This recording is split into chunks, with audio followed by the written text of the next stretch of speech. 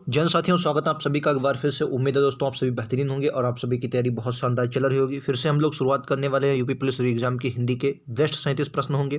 Practice set number आज 8 है, जो यूथ कंपटीशन की बुक है, इसको हम लोग सॉल्व करें। बहुत बेहतरीन क्वेश्चन है ये, आपको समझ के चलिए। अगर आपने अभी तक हमारे वीडियोज़ देखें तो आपने देखा होगा कि वाकई में ये ऐसे क्वेश्चन हैं जो आपके एग्जाम में ऐसे हिंदी के क्वेश्चन बनते हैं। ठीक है, बिना देरी की शुरुआत करते हैं आज के पहले प्रश्न से। देखिए, अभी तक आपने अगर हमारे सारे वीडियोस नहीं देखे, लिंक आपका डिस्क्रिप्शन में दिया गया, वहां से जाकर सारे प्रैक्टिस सेट देख सकते हैं।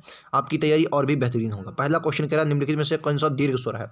ठीक है, देखो स्वर जो है इसमें आपको बताना है दीर्घ स्वर क्या होता है। ठीक है, दीर्घ, अगर इसमें क्वेश्चन का राइट आंसर बताऊं तो राइट आंसर क्या होगा, ऑप्शन नंबर ए। ये क्या है, ये आपका दीर्घ स्वर है। ठीक है, आ दीर्घ स्वर है, क्योंकि मूल दीर्घ स्वर जो होते हैं वो बड़ा बड़ी, अगर पूछा जाए मूल दीर्घ स्वर कौन से हैं, तो जो मूल दीर्घ स्वर दोस्तों होते हैं वो क्या होता है, बड़ा, बड़ी और बड़ो, बड़ा, बड़ी और बड़ो, ये क्या होते हैं, मूल दीर्घ स्वर होते हैं। बाकी जो दीर्घ स्वर होते हैं वो एक दूसरे से मिलकर बनते हैं। ठीक है, क्लियर है। चलिए नेक्स्ट क्वेश्चन पर चलते हैं। ये बताइए राइट आंसर क्या है। दिए गए उचित विराम चिन्ह का चयन करना है। अनीता, मधु, पूनम और नीरू अपने कार्य में मग्न है। अनीता, मधु, पूनम और नीरू अपने कार्य में मग्न है। तो यहाँ पर देखिए, अगर आप किसी का नाम लेते हैं तो क्या लिखते हैं, अल्पविराम का प्रयोग करते हैं, अल्पविराम का। तो राइट आंसर क्या होगा, बी। देखो यहाँ पर अनीता लग जाएगा, अनीता के बाद क्या लग जाएगा, मधु लग जाएगा, पूनम और नीरू। अनीता कॉम मतलब अल्पविराम मधु, अल्पविराम पूनम और नीरू अपने कार्य में मग्न है। राइट आंसर क्या होगा, बे होगा। ठीक है, अल्पविराम राइट आंसर होगा। चलिए नेक्स्ट क्वेश्चन करो। राम संज्ञा कौन सा है। राम, मैंने आपको बताया नाम ही क्या है, नाउन है। नाम ही क्या है, संज्ञा है। और राम ये किसे, एक व्यक्ति की बात कर रहा है, तो राम क्या है दोस्तों, संज्ञा है। ठीक है, राम क्या है, संज्ञा है। ठीक है, जैसे सॉरी व्यक्तिवाचक, जैसे और इसमें हरि, हरि क्या है, व्यक्तिवाचक संज्ञा। गंगा, गंगा क्या है, संज्ञा व्यक्तिवाचक। आप अपना नाम लीजिए, आप क्या है, एक जातिवाचक सॉरी व्यक्तिवाचक संज्ञा है। ठीक है, तो आपको याद रखना है। ठीक है, जैसे भारत क्या है, भारत एक जातिवाचक संज्ञा है, सॉरी मतलब व्यक्तिवाचक संज्ञा है। किसी का भी स्थान ले नाम ले लीजिए, वो व्यक्तिवाचक संज्ञा के रूप में आएगा। नेक्स्ट क्वेश्चन, जो शब्द पूर्वापार संबंध से किसी भी संज्ञा के बदले आता है उसको क्या कहते हैं। मतलब जो पूर्वापर पूर्वापर संबंध में किसी संज्ञा के बदले आता है, तो आपको पता होना चाहिए जो संज्ञा के स्थान पर प्रयुक्त होता है उन्हें क्या बोलते हैं, सर्वनाम बोलते हैं। जो संज्ञा के स्थान पर प्रयुक्त होते हैं उन्हें क्या बोलते हैं, सर्वनाम बोलते हैं। ठीक है, नेक्स्ट क्वेश्चन, इनमें से कौन सा विशेषण नहीं है। विशेषण नहीं, विशेषण शब्द क्या होते हैं, जो संज्ञा सर्वनाम की विशेषता बताते हैं। काला, आदमी क्या है, काला है। आदमी क्या है दोस्तों, आदमी काला है। आदमी काला, तो दोस्तों जो काला है ये क्या है, विशेषण है। किसका, आदमी, आदमी का क्या है, विशेषण है। ठीक है, तुम शांत, क्या है, आदमी शांत है। शांत भी क्या है, विशेषण है। आगामी दिन, दिन की विशेषता क्या, कि आगामी है दिन। ठीक है, आगामी प्रोग्राम, प्रोग्राम की विशेषता क्या, आगामी। लेकिन तुम क्या है, तुम ये विशेषण है नहीं। तुम दोस्तों ये सर्वनाम का प्रयोग है। क्या है दोस्तों, ये सर्वनाम है। क्या दोस्तों, ये सर्वनाम का रूप है। तुम क्या है दोस्तों, ये सर्वनाम है। और सर्वनाम कई बार मैंने आपको बताया सर्वनाम कितने होते हैं, तो कुल 11 सर्वनाम होते हैं। सर्वनाम के प्रकार पूछा जाए तो 6 प्रकार होते हैं सर्वनाम के। Right answer option number B होगा, जो आपका विशेषण नहीं है। नेक्स्ट देखिए, टहलना एक अच्छा व्यायाम है। इसमें टहलना क्या है, ये क्वेश्चन कई बार एग्जाम में रिपीट हुआ है। ये क्रियात्मक संज्ञा है। क्या दोस्तों, याद रखेंगे, ये क्या है, ये क्रियात्मक संज्ञा है, याद रखेंगे। क्लियर है। चलिए नेक्स्ट क्वेश्चन, क्या परिणामवाचक विशेषण द्वारा किसका बोध होता है। जो परिमाण, परिमाण मतलब होता है, परिमाण मतलब क्या होता है, नापतोल की हम बात करते हैं, मापतोल की बात करते हैं। इसमें हम मतलब परिमाण मतलब जैसे नापा तोला जा सकता है। ठीक है, तो याद रखिए इसमें नाप तोल का बोध होता है। ठीक है, परिमाण में क्या होता है, परिमाण में नाप तोल का बात होता है। चलिए नेक्स्ट क्वेश्चन दोस्तों, क्वेश्चन नंबर 8, क्या निम्नलिखित में से लिंग की दृष्टि से असंगत बताना है। लेखक का लेखिका, टोकरा का टोकरी, चूहा का चूहिया, पतीला का पतीली। ठीक है, तो इसका राइट आंसर क्या होगा, टोकरा का टोकरी। हालांकि टोकरा का टोकरी ही होता है, लेकिन टोकरी किस प्रकार लिखा जाता है, टोकरी। रा में बड़ी ई की मात्रा लगती है, ये वाला राइट आंसर होगा। ये अब उसने असंगत पूछा है तो यही आपका गलत है। ठीक है, सी राइट आंसर होगा। देखिए, सदैव एक वचन में प्रयुक्त होता है। सहायता, पुस्तक, पौधा। इस क्वेश्चन को देखिए, कह रहा है इनमें से बताना सदैव एक वचन में प्रयुक्त होगा। देखो, लड़का का हम बहुवचन बना सकते हैं, बिल्कुल बना सकते हैं। लड़का का दोस्तों बहुवचन क्या हो जाएगा, लड़के हो जाएगा। पुस्तक का बहुवचन क्या हो जाएगा, तो आप कहेंगे पुस्तकें हो जाएगा, पुस्तकें। इसका बहुवचन आप बना सकते हैं। पौधा का पौधे बना सकते हैं, क्या बना सकते हैं, पौधे। लेकिन सहायता का कभी भी बहुवचन आप नहीं बना सकते। ये हमेशा दोस्तों एक वचन में प्रयोग होता है। किसमें, एक वचन में प्रयोग होता है, याद रखेंगे। नेक्स्ट क्वेश्चन, कह रहा निम्नलिखित प्रश्नों में से 4 विकल्पों में से उस विकल्प का चयन करें दिए गए वाक्य में काल का सही विकल्प हो। माँ ने खाना खा लिया होगा। अब जहाँ भी दोस्तों होगा आ जाए वहाँ पर आपको याद रखना संदिग्ध होगा। सॉरी, होगा मतलब क्या हुआ, खा लिया होगा। तो खा लिया होगा किसमें, संदिग्ध होगा। और खा लिया होगा, अगर खाएगा तो क्या होता, हम वर्तमान या भविष्य में देखें, खाएगा, खाया होगा की बात कर रहे हैं, संदिग्ध भूत है। क्या हो, संदिग्ध है। खा लिया होगा, होगा जहाँ पर आ जाए वहाँ पर संदिग्ध बात होता है। और ये कहाँ पर है, याद रखेंगे। और ये जो होता है ये भूतकाल की बात कर रहे हैं। तो ऑप्शन नंबर ए के साथ चलते हैं। नेक्स्ट क्वेश्चन, क्या भाववाच्य में किस प्रकार की क्रिया का प्रयोग होता है? देखिए भाववाच्य वाच्य कितने प्रकार के होते हैं? 3 प्रकार के, कृतवाच्य, कर्मवाच्य, भाववाच्य। जो भाववाच्य होता है देखो, कृतवाच्य में क्या होता है? कृतवाच्य में कर्ता के अनुसार क्रिया होती है, कर्मवाच्य में कर्म के अनुसार क्रिया होती है, और भाववाच्य में ना ही कर्म के अनुसार क्रिया होती है ना कर्ता के अनुसार क्रिया होती है। तो जो भाववाच्य में क्रिया होती है, याद रखें इसमें अकर्मक क्रिया होती है। इसमें कोई मतलब जो क्रिया होगी वो कैसी होगी? अकर्मक होगी, अकर्मक क्रिया का प्रयोग होगा। क्रिया का प्रयोग किया जाता है वो अकर्मक प्रकार की क्रिया का प्रयोग होता है, ठीक है, याद रखेंगे। नेक्स्ट क्वेश्चन पे चलते हैं। कारक चिन्हों की पहचान की दृष्टि से निम्नलिखित में से असंगत बताना है। मणिक ने पत्र लिखा, तो ने किसके साथ आता है? कर्ता के साथ, बिल्कुल सही। उसने बताना असंगत, यानी कौन सा गलत है ये आपको बताना, ठीक है। तो कह रहा असंगत है, मणिक ने पत्र लिखा, मणिक ने पत्र लिखा, ये बताना है राइट आंसर क्या होगा? असंगत है ना। माँ के लिए दवाई लाओ संप्रदान, ठीक है। रमेश कमरे में बैठा, अधिकरण में पर, ठीक है। मैंने उसे तार द्वारा, के द्वारा, करण, ठीक है। तो यहाँ पर अगर आप देख रहे होंगे थोड़ा इन्होंने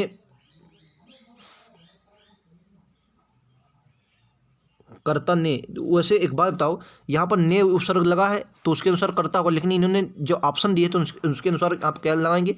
यहाँ पर दोस्तों कर्म होगा, कर्ता ना होकर कर्म होगा, कर्म होगा। आप कहेंगे कर्म कैसे होगा? क्योंकि पत्र लिखा है ना। अगर मैं इसको लिख दूँ मणिक ने पत्र को लिखा, मणिक ने पत्र को लिखा, ठीक है, पत्र को लिखा, तो ये वाक्य गलत तो नहीं है। यानी कि क्या है? को जो है कर्म, ये आपका यहाँ पर छुपा हुआ है, तो ये आपका असंगत हो जाएगा, ठीक है भाई। वैसे आप पहले अगर ऑप्शन के अनुसार देखेंगे तो आप यहेंगे एक तो सही है, लेकिन अगर आप सभी ऑप्शन को देखेंगे तो के लिए संप्रदान के लिए लगता है, में अधिकरण के लिए लगता है, और द्वारा कर्ण के लिए लगता है। तो right answer option number A होगा। नेक्स्ट देखिए, क्या अज्ञान शब्द का तद्भव रूप बताना है। अज्ञान जो है इसका तद्भव रूप बताना है, तो अज्ञान का तद्भव क्या हो जाए? तो अगर मैं अग्नि की बात करता, अग्नि मतलब आग होता है, धैर्य का जैसे धीरज होता है, तो अज्ञान क्या होगा? अजान होगा, अजान। राइट आंसर क्या होगा? बी होगा, ठीक है। चलिए नेक्स्ट को चलते हैं। अध्यक्ष शब्द में उपसर्ग कौन सा? अध्यक्ष में देखो, अध्यक्ष जो होता है इसमें क्या हो जाएगा? इसमें अध्यक्ष की बात करते हो अधि आधि उपसर्ग हो जाएगा। कौन सा? अधि उपसर्ग हो जाएगा, अधि। राइट आंसर क्या होगा? सी होगा, अधि उपसर्ग होगा, ऑप्शन नंबर सी, ठीक है। अधि शब्द हो जाएगा, ऑप्शन नंबर सी। क्लियर है। नेक्स्ट क्वेश्चन पे चलते हैं। अगला क्वेश्चन ये देखिए, किरार राखनहार, राखनहार, राखनहार शब्द में कौन से प्रकार का प्रत्यय है? देखो प्रत्यय क्या होते हैं, देखो आपको बताना है। प्रत्यय जो होते हैं शब्द के अंत में लगते हैं। तद्धित प्रत्यय है, क्रिया प्रत्यय तो इसमें नहीं, क्योंकि लाखनहार कोई क्रिया नहीं। कृदंत मतलब कर्ता के, तो इसमें तद्धित प्रत्यय है, क्या लगेंगे? तद्धित प्रत्यय होता है, ठीक है। अच्छा, कृदंत प्रत्यय में, इसमें तद्धित प्रत्यय नहीं, माफी चाहिए, इसमें कृदंत प्रत्यय होगा। क्या होगा? कृदंत प्रत्यय। देखो कृदंत प्रत्यय क्या होते हैं? क्रिया अथवा धातु के अंत में लगकर इनमें बने जो शब्द बनते हैं वो कृदंत प्रत्यय होते हैं। जो क्रिया के आदमी, देखो लाखनहार, तो लाखनहार क्या है? ये तद्धित कृदंत प्रत्यय हो जाएगा, जो क्रिया के साथ लगता है, और संज्ञा सर्वनाम के तद्धित प्रत्यय लगता है। विलोम शब्दों को असंगत बताना है। विलोम युग्म असंगत है। अथ का इति, अल्पज्ञा का बहु, अवनि का पतन, और अनुकूल का प्रतिकूल, असंगत उसने बताना है, तो हमेशा रखना है इसमें अवनि का पतन ना होकर अवनि का जो अवनि का क्या हो जाए? उन्नति। अवनति मतलब क्या होता है? अवनति मतलब पतन होता है, ठीक है। मतलब अवनति मतलब ही पतन होता है, लेकिन इसका विलोम क्या हो? उन्नति होगा। क्या होगा दोस्तों? उन्नति। इसका विलोम क्या हो जाएगा? उन्नति हो जाएगा, याद रखेंगे। तो राइट आंसर बी होगा, ठीक है। अगला, 4 विकल्प दिए गए उस विकल्प का चयन करें जो विलोम शब्द का सबसे अच्छा है। क्रोध का विकल्प विलोम क्या होगा? क्रोध का, तो क्रोध का विलोम याद रखना शांत हो जाएगा। किसका दोस्तों? शांत। क्रोधित का, ये भी इसका भी शांत होता है। क्रोधित का विलोम भी क्या होगा? शांत होगा, ठीक है। अधिक का विलोम क्या हो जाएगा? न्यून। अक्षर, अक्षर का कभी कभी, कभी कभी, ठीक है, अक्षर का कभी कभी। अनिल, अनिल का पर्यायवाची, अनिल वायु का होता है। किसका दोस्तों? वायु का। वायु, अनिल किसका होता है? वायु को। वायु को आप समीर भी बोल सकते हैं, वात भी बोल सकते हैं, पव पवमान भी बोल सकते हैं, ठीक है। मारुत भी बोल सकते हैं, मारुत भी बोलते हैं, और पवन तो बोल ही सकते हैं, ठीक है, याद रखें। अनल ये आग का होता है, आग का। अनल किसका होता है? ये आग का होता है, ठीक है। इसको हुताशन बोल सकते हैं, वैश्वानर बोल सकते हैं। कपड़ा शब्द का पर्यायवाची नहीं है, बताना है। कपड़ा का पर्यायवाची को बोला है नहीं है, तो देखो कपड़ा का अगर पर्यायवाची पट, वसन, धरित्री, ये धरित्री जो है ये इसका नहीं है। धरित्री किसका हो जाएगा? धरती का हो जाएगा। किसका दोस्तों? ये धरती का पर्यायवाची हो जाएगा, धरती का, याद रखेंगे। ये धरती का पर्यायवाची शब्द है, ठीक है। और इसके धरती के जो है अचला हो जाएगा, ठीक है, धरा हो जाएगा, माही, रतन गरबा। बाकी कपड़े के आपका पट हो जाएगा, वसन हो जाएगा, चीरे सब कपड़े के। नेक्स्ट देखते हैं, फैला अपने रविकर जाल, फैला अपने रविकर जाल, इसमें कर जो शब्द है वो किसका अर्थ व्यक्त करता है? देखो कर का हाथ, टैक्स, किरण, सूंड। फैला अपने रवि कर जाल, देखो क्वेश्चन का राइट आंसर क्या होगा? इसमें कह रहा है कि फैला अपने रवि कर जा। रवि मतलब क्या होता है? सूर्य। रवि मतलब क्या होता है? सूर्य। यानी सूर्य ने जो है वो कर मतलब क्या है? अपनी किरणों को व्यक्त करता है। इसमें क्या किरण है भाई? रवि मतलब सूर्य होता है। सूर्य ने क्या कर दिया है? अपनी किरणों का जो जाल है उसे फैला दिया। तो जो कर है वो यहाँ पर किरण के रूप में प्रयोग होता है। रवि मतलब सूर्य होता है, सूर्य की किरणें फैल गई। राइट आंसर बी होगा। नेक्स्ट पर चलते हैं।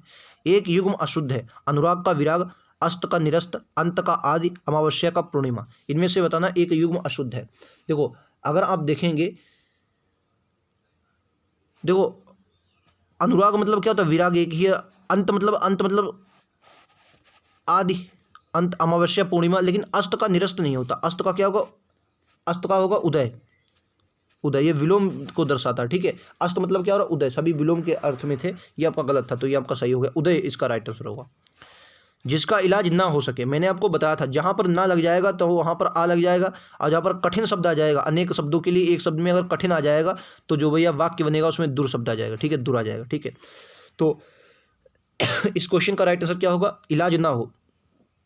जिसका इलाज ना हो, अगर जिसका इलाज ना हो सकता है, राइट आंसर बी होगा, असाध्य। Option B. अज्ञेय। अज्ञेय का राइट आंसर क्या होगा? अज्ञेय का राइट आंसर क्या हो जाएगा? अज्ञेय का जिसे जाना ना जा सके, अज्ञेय हो गए। Right answer B.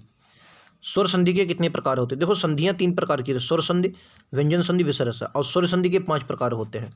ठीक है, चलिए नेक्स्ट पे चलते हैं। दिए गए समास बताइए यथासंभव। अब यथा लग गया है, अव्ययीभाव समास होगा। क्या होगा? अव्ययीभाव समास होगा, यथासंभव है। वर्तनी की दृष्टि से शुद्ध वाक्य बताना है। विनय चुस्त ना हो पर समझदार। विनय चुस्त ना हो पर है समझदार। ठीक है, शुद्ध बताना है। यदि वह घर पर मिलेगा तो मैं अवश्य जाऊंगा। ज्यों ही मैं वहां पहुंचा त्यों ही घंटा बजा। वह मरणासन था इसलिए मैंने उसे क्षमा कर दिया। बोलेंगे इस क्वेश्चन का राइट आंसर क्या होगा? देखो इसमें बताना शुद्ध। देखो विनय चुस्त, ये चुस्त गलत लिखा हुआ है, हटा दो इसको। चुस्त में अधूरा सा होगा। ठीक, बाकी अगर मैं बात करता हूँ, अवश्य, अवश्य गलत लिखा है, आधा सा होगा। ज्यों ही वह पहुंचा त्यों ही घंटा बजा। वह मरणासन्न था इसलिए मैंने उसे क्षमा, क्षमा गलत लिखा हुआ, क्षमा। ठीक है, ये आपका गलत है। राइट आंसर क्या होगा? से। ज्यों ही मैं वहां पहुंचा त्यों ही घंटा बजा। ठीक है, अगला। रावण ने राम में क्रोध नामक भाव जगाया। इसमें आलंबन कौन सा है? बताएंगे। देखो भाव का उद्गम जिस मुख्य भाव या वस्तु के कारण हो वह काव्य का आलंबन भाव कहलाता है। ये बात आपको याद रखनी। काव्य का क्या होगा? आलंबन भाव होता है। तो रावण ने राम को क्रोध नामक भाव जगाया, तो किसने जगाया? रावण ने जगाया ना, तो राइट आंसर क्या होगा? ए, रावण होगा। ठीक है, जो इसमें आलंबन होगा रावण होगा। नेक्स्ट। राम कथा सुंदर करतारी, संशय विहग उड़ावन हारी। इस पंक्ति में कौन सा छंद है? तो छंद के लिए आप मात्राएं गिन लीजिए। 2 3, इसको मैंने 2 इसलिए, देखो 2 1 3, 3 1 4, 4 2 6, 6 1 7, ये आपका 7 2 9, 10 11 12 13 14 15 16, 2 3 4 5 6 7 8 9 10 11 12 13 14 15 16, 16 16 मात्रा है। कितनी? 16 16। और 16 16 को पता होगा क्या होता है भैया? 16 16 में क्या हो जाएगा? बिल्कुल 16 16 में आपका चौपाई। ठीक है, 16 16 मात्राएं, प्रत्येक चरण में चौपाई होगा। नेक्स्ट। चरुचंदन की चंचल किरणें खेल रही हैं जलथल में। रटा होगा आप सभी को अनुप्रास अलंकार। अनुप्रास के कितने भेद होते हैं? 5 भेद। जहां एक ही वर्ण की बार बार आवृत्ति होती है वहां पर अनुप्रास अलंकार होता है। इनमें से अभिनव गुप्त का प्रमुख दार्शनिक मत क्या है? अभिनव गुप्त, ये बहुत बेहतरीन क्वेश्चन हो जाएगा दोस्तों। Right answer option number A होगा, शैव। ठीक है, शैव से संबंधित है। मूल रूप से लोकोक्त शब्द का अर्थ किस भाषा में मिलता है? लोकोक्त शब्द का अर्थ किस भाषा में मिलता है? तो ये संस्कृत भाषा में मिलता है, संस्कृत भाषा में। संस्कृत। 4 दिन की चांदनी फिर अंधेरी रात। राइट आंसर क्या होगा? ऑप्शन नंबर थोड़े दिन का सुख। क्या बोलेंगे? थोड़े दिन का सुख। Last question. हिंदी साहित्य के इतिहास में काल विभाजन का सर्वप्रथम प्रयास इनमें से किसने किया? तो हिंदी साहित्य के इतिहास में काल विभाजन का जो सबसे पहले प्रयास किया था डॉक्टर जॉर्ज ग्रेसन ने किया था। ठीक है, याद रखें, इंपॉर्टेंट है। तो यहाँ पर हमने 33 क्वेश्चन खत्म किए। आपको पता है आपके एग्जाम में 37 प्रश्न आएंगे। 4 प्रश्न जो आपके गद्यांश के होते हैं वो हमने छोड़ देते हैं और ये 33 प्रश्न हम लोग करते हैं। उम्मीद है आप इन्हें बहुत बेहतरीन से किया हुआ।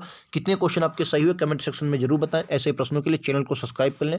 मिलते हैं अगले वीडियो में। आज के लिए इतना ही। थैंक यू दोस्तों। जय हिंद, जय भारत।